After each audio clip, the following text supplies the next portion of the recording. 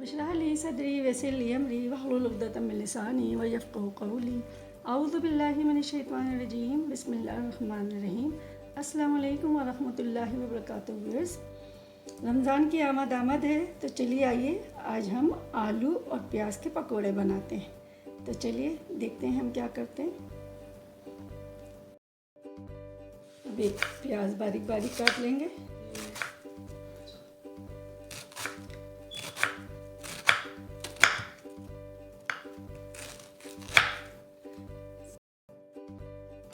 इसको मज़ीद छोटी कर लेंगे।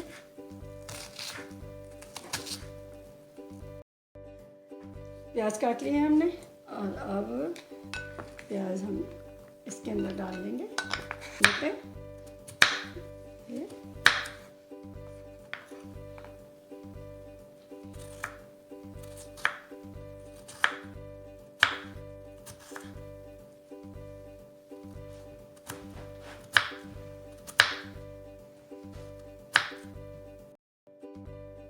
इसमें आधा चम्मच हमने हल्दी डाली और तकरीबन 1 चमचा ज़ीरे का डाला, साबुत ज़ीरा। फिर हमने इसके अंदर साबुत धनिया कुटा हुआ डाला। कुटा हुआ साबुत धनिया अगर आप डालें तो पकौड़े में उसका मज़ा ही कुछ और हो जाता है। और उसके साथ हमने फिर हस्बे ज़ायक़ा नमक डालेंगे। हम इसमें हस्बे ज़ायक़ा नमक डाला और अब दूसरी तरफ हम बेसन का पेस्ट बना लेंगे।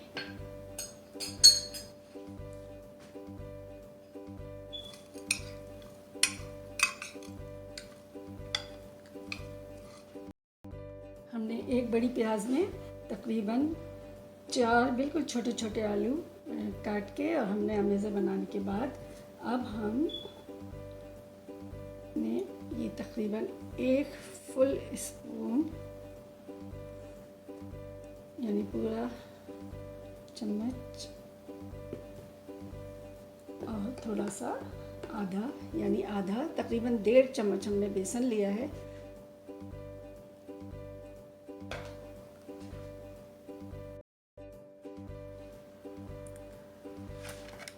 बेसन को हम थोड़ा थोड़ा पानी डाल के फेंट लेंगे, यानी इसको हम बीट करना शुरू करेंगे। अच्छा, इस पकोड़े में मैं सोडे का या बेकिंग पाउडर का बिल्कुल भी इस्तेमाल नहीं करती हूँ। बहुत अच्छे और मज़ेदार पकोड़े बनते हैं। आप देखिएगा कि हम इसको किस तरह से बनाते हैं। इसको जो है अच्छी तरह से ये करके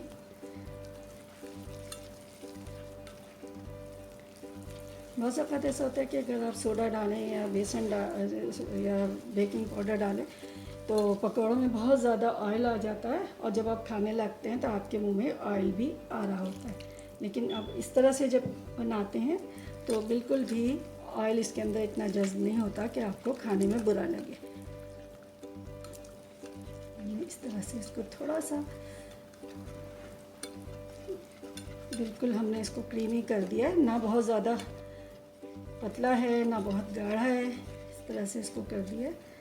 करने के बाद हम इसमें फिर थोड़ा थोड़ा मसाला डाल देंगे, यानी थोड़ी सी हल्दी इसमें डालेंगे।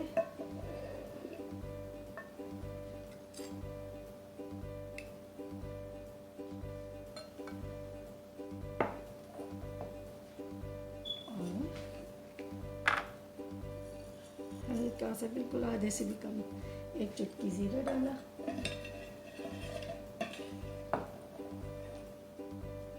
बिल्कुल हमने 1 चुटकी ही इसके अंदर नमक डाल दिया ताकि बेसन में भी ये चीज़ें अच्छी तरह से जज्ब हो जाएं।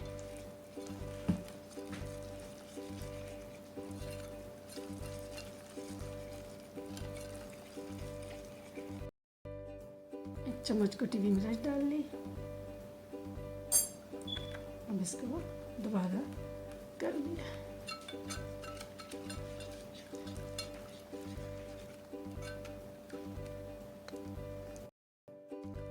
अब इस पेस्ट को हम इसके अंदर डाल देंगे। हमने पेस्ट इतना बनाया है कि बस इतने आलू और प्याज के लिए काफ़ी हो।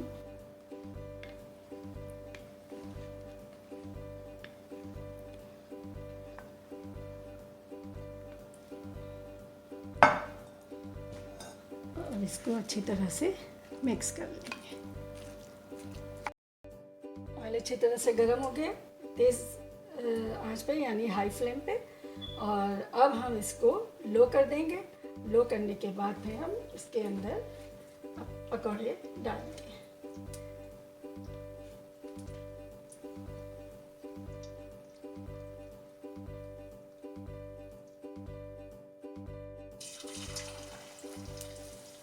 छोटे छोटे, ज़्यादा बड़े नहीं बना रहे, छोटे छोटे हम इस तरह से करके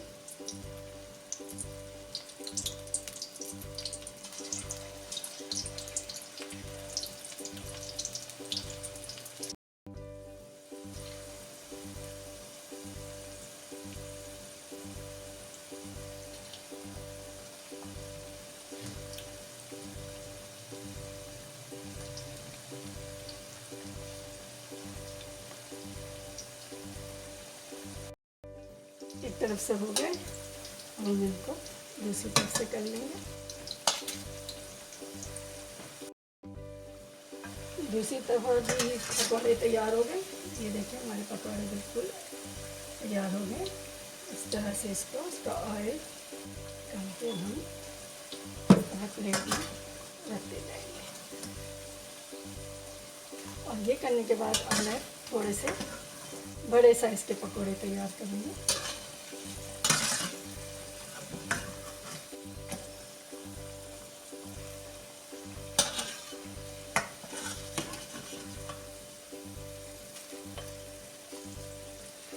हमारे मज़ेदार पकौड़े तैयार हो गए।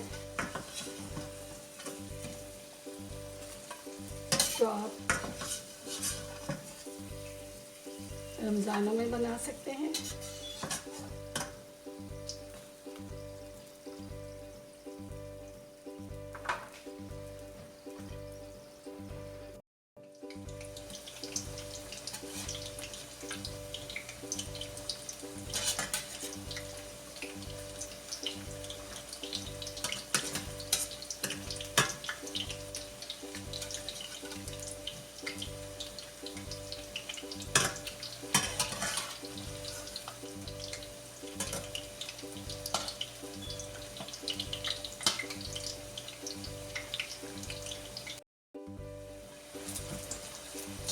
बड़े साइज़ के पकौड़े भी तैयार हो गए। ये लाइट ब्राउन होते हैं, हम तकरीबन इसको लाइट ब्राउन कर देते हैं, इसको जलने नहीं देते। तो ये देखें, ये हमारे पकौड़े तैयार है। अब हम इनको भी निकाल लेते हैं।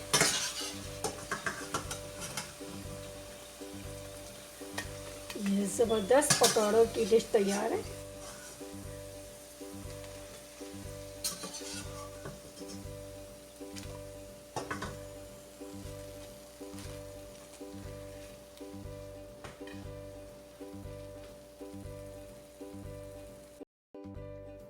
हरी चटनी के साथ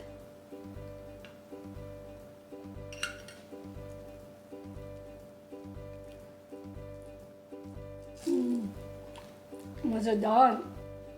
अंदर से देखें बिल्कुल सॉफ्ट है, ये देखें बिल्कुल सॉफ्ट है और खाने में बहुत ही मज़ेदार है।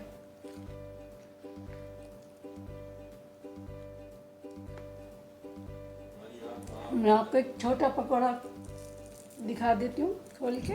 ये देखें अंदर से बिल्कुल पका हुआ और सॉफ्ट है, कहीं भी कोई भी गुठली नुमा चीज़ या सख्त बेसन नहीं है।